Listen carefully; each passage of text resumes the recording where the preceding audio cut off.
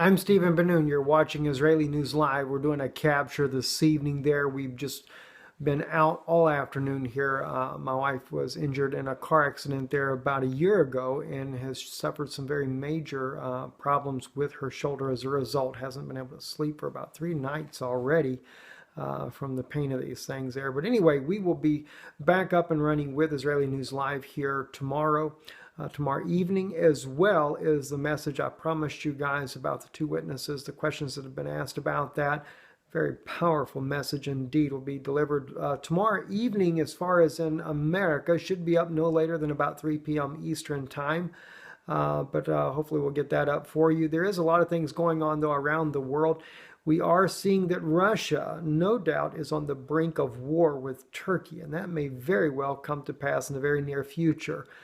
Israel was saying today that they didn't have any problems with Russia flying into their own airspace. They said they work very closely with the Russians, and they said it happens frequently, but it's not a big deal for them. They said they realize that Russia's there to take out ISIS. In fact, they work so closely with them that Israel is also able to hit some of its own targets while Russia is doing its own games there.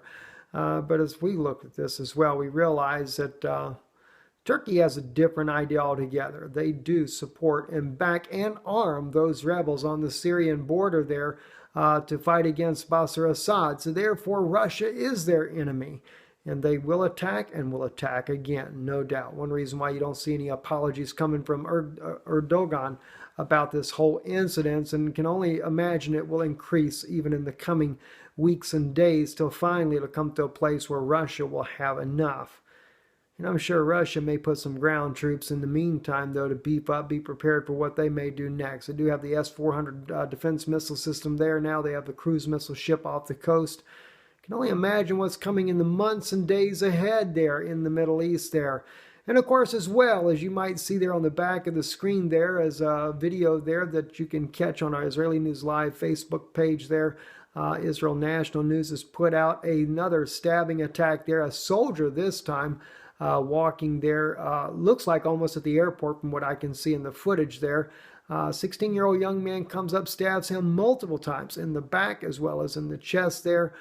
He is captured and arrested, but the soldier there, he is in moderate condition according to the medical officials there. You know, it's another thing that kind of wonders me too. When the soldiers have their arms there, their guns are locked in a position where they're not readily available. Another problem I'm seeing with Israeli military. They're not ready to engage the enemy if such a serious situation were to arise, as in the case of this attacker here. Israel does need to do some changes on some of the issues that they're dealing with in the country there, especially in light of an intifada that is going on now. We'll have to cover some of this this coming week here to try to look into some of these weak points in Israel's security forces there that maybe they could change that would help the matter. I'm Stephen Benoon with Israeli News Live. A quick capture here with YouTube capture. Shalom. Good evening.